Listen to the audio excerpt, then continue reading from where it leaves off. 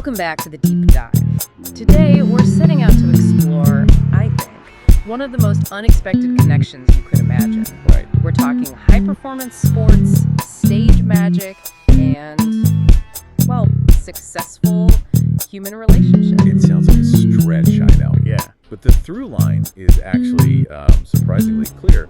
We're unpacking a framework for social mastery. A framework built on three pretty disparate ideas. Right? Exactly.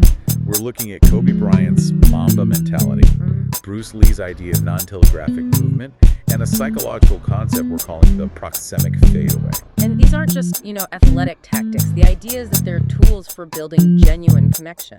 Or, and this is the important part, for manipulation if they're in the wrong hands. Okay, so for this deep dive, we've got a ton of great sources. We've looked at research on kinesics, proxemics, which is the study of personal space. Yeah, the science of it. The history of magic, evolutionary psychology and dating, and of course, a lot of analysis on Kobe Bryant's legacy. And the central question we want you, the listener, to hold on to is this. How can you use this kind of high-level focus, these subtle nonverbal cues, to foster a real, authentic connection? While avoiding that trap of manipulation. That's the whole game.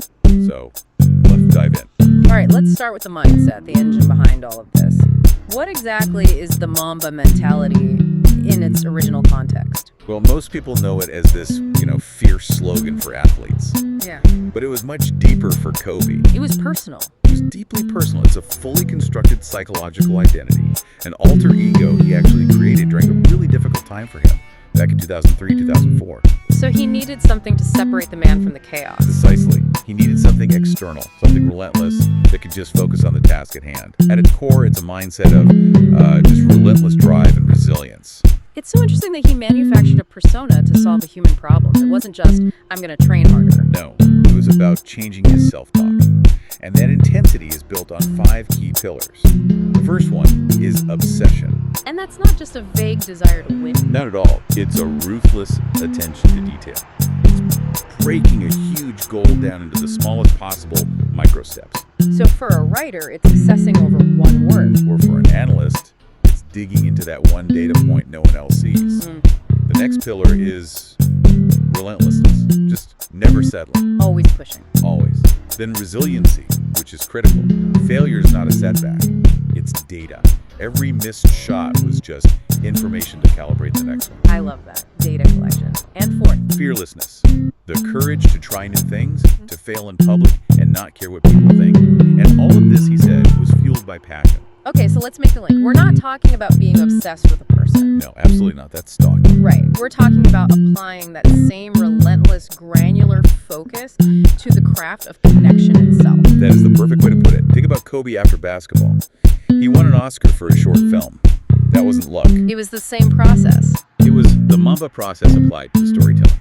Obsessing over script structure, pacing, visuals. In a relationship, that translates to noticing the tiny things. Like remembering an offhand comment they made 2 months ago about their favorite coffee. Exactly. Or picking up on their micro-expressions when we talk about something tough. That level of investment, that detailed attention, it feels like true presence. Okay, so if Mamba focus is the internal engine, how do we translate that into something that feels, authentic and not forced? That's where Bruce Lee comes in, with this idea of non-telegraphic movement. From his martial art, Jeet Kune Do. Right. And his philosophy was all about efficiency, economy of motion. You want to execute a powerful strike with the least amount of wasted energy, time, or distance. And the key is no wind-up. Exactly. If your opponent sees the wind-up, the punch is telegraphed. They see it coming, they can block it. So in a social interaction, what does telegraphing look like, and why is it so bad for building trust? Well, telegraphing is basically signaling that your action is premeditated or forced. It feels performed. Like when someone is trying way too hard to be funny. Yes. You can see the effort. You can almost feel them preparing the joke. And performance, it just doesn't build real, authentic trust. So give us a concrete example. Telegraphed versus non-telegraphed. Okay, a telegraphed action could be forced enthusiasm. Laughing way too loudly at a joke that wasn't that funny. It signals your own anxiety, your need for approval. It's a social wind-up. I see. A non-telegraphed action feels effortless. It's spontaneous. Think about the situational wit. A a funny detail you both noticed earlier, and you bring it back naturally 30 minutes later. An inside joke. A shared reality. Yeah. Or making a humble joke at your own expense. Those things land because they feel real, not like a strategy. They signal that your focus is on the other person, not on yourself. Okay, this is where it gets really interesting for me. The sports analogy meeting psychology. Let's talk about the proxemic fadeaway. First, what is proxemics? Proxemics is simply the study of interpersonal distance. It's something we all do unconsciously to regulate our emotional states, to manage discomfort or threat. So the 4 zones, can you break those down for us in a relatable way? Sure. You have intimate space, less than a foot. That's reserved for extreme closeness. You can smell their cologne. Right. Then personal space, 1 to 4 feet. The friends and family zone, think sitting across a small coffee table. Got it. Social space is next, 4 to 12 feet. That's your professional distance, talking to a colleague. And finally, public space, 12 feet and beyond, like a lecturer on a stage. And we really feel it when those first 2 zones are breached. Deeply. So the fadeaway. In basketball, it's a genius move to create space. How does a proxemic fadeaway work? It sounds counterintuitive to pull back when a connection is going well. It feels that way, but it's actually the opposite of weakness. It's a strategic, non-telegraphic receding. So leaning back a little. Leaning back, taking a small step away, even just lowering your vocal intensity right after a peak moment of connection, a big laugh, a moment of intimacy, you create exit space. And why is that so powerful? Because it builds trust by respecting their autonomy. There's this thing called reactance theory. Basically, when people feel pressured or cornered, they instinctively push back. To regain control. Exactly.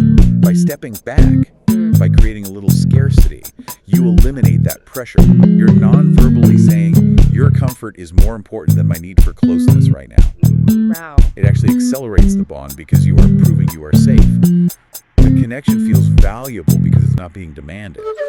It's Mamba level discipline, prioritizing the long-term bond over a short-term emotional rush. Okay, I have to say, this combination of relentless observation and strategic leverage is starting to sound a little like psychological warfare. I get it, and that brings us right to mentalism and stage magic. Because that's what they do, right? They're masters of this. They are the ultimate masters of attention management. The whole art of misdirection is designed to arrest, direct, captivate, and control the audience's attention. To divert them away from the secret method. Precisely. To make the move happen undetected. A modern master like Darren Brown is very open about it. He uses a blend of magic, memory techniques, and cognitive psychology. So he's using Mamba-level observation to know exactly where people aren't looking. That's it. And in a social interaction, you can repurpose that principle.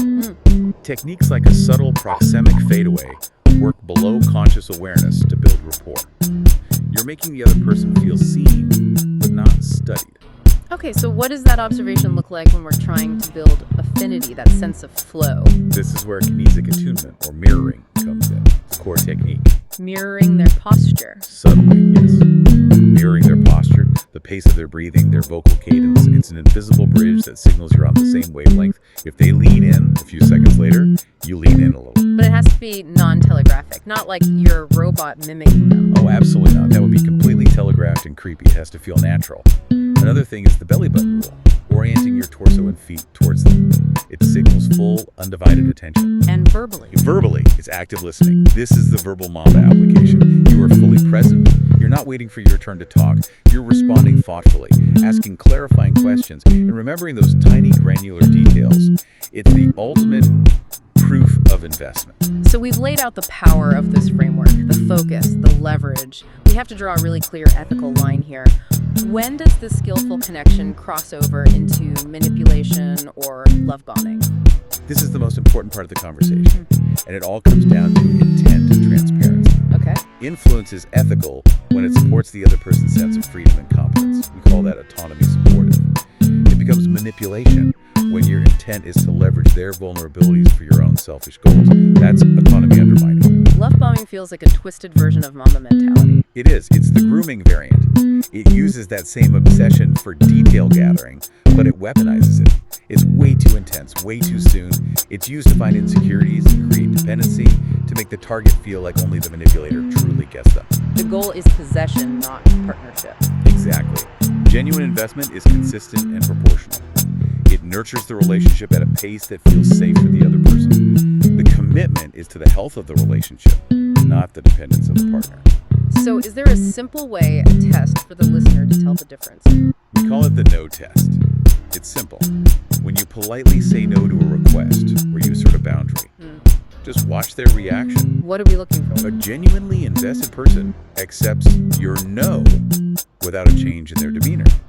Their affection stays consistent. A manipulator, on the other hand, will often get cold or use guilt or remind you of all the nice things they've done for you to try and get control back. That's a huge tell. It's about consistency over time because anyone can wear a mask for a few months. Exactly. That mask of relentless perfection always cracks eventually. True craftsmanship aligns words and actions over a long timeline. Okay, let's bring this all into the modern world. People are talking a lot about slow dating, being more intentional.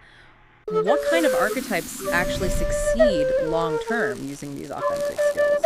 Well, we see that modern attraction really values stability and intentionality.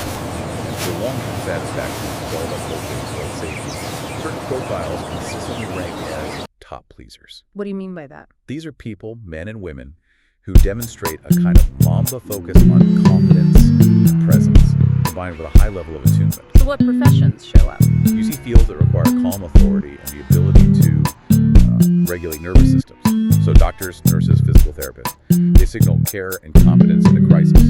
Teachers and professors also score very high. They're trained in attunement. That makes sense. And interestingly, skilled trades, craftsmen, people who work with their hands, they signal competence, reliability, kind of grounded presence. It's that combination of Mamba-level skill and non-telegraphic authenticity that creates safety over time. That's a world away from historical figures like, say, Genghis Khan, who succeeded through status and power. Totally different game. That was about coercion. The modern goal is mutual flourishing. Success today comes from applying these techniques, the fadeaway to respect autonomy, non-telegraphic action for authenticity, and Mamba mentality for deep investment to achieve that mutual growth. So a better model might be someone like Casanova. A much better, if complicated model. He relied on intense observation and charm, not structural power. Which brings us, I think, to our core takeaway. True social mastery isn't about some trick or a hack. It's about channeling a high-performance mindset. That Mamba focus on the details. And marrying it with subtle, authentic execution, the fadeaway, the non-telegraphic action. It's about fostering genuine, non-pressured presence and respect. And here's a final thought I'd like to leave you with. Kobe Bryant created the Black Mamba to navigate a deep personal crisis. It allowed him to focus fearlessly and relentlessly on self-improvement. So if you applied that same level of fearless, relentless self-improvement, that Mamba obsession, not just to your job, but to mastering the details of genuine comfort, attunement, and emotional safety for others, what would your relational crafts alter ego look like? Something to ponder until next time.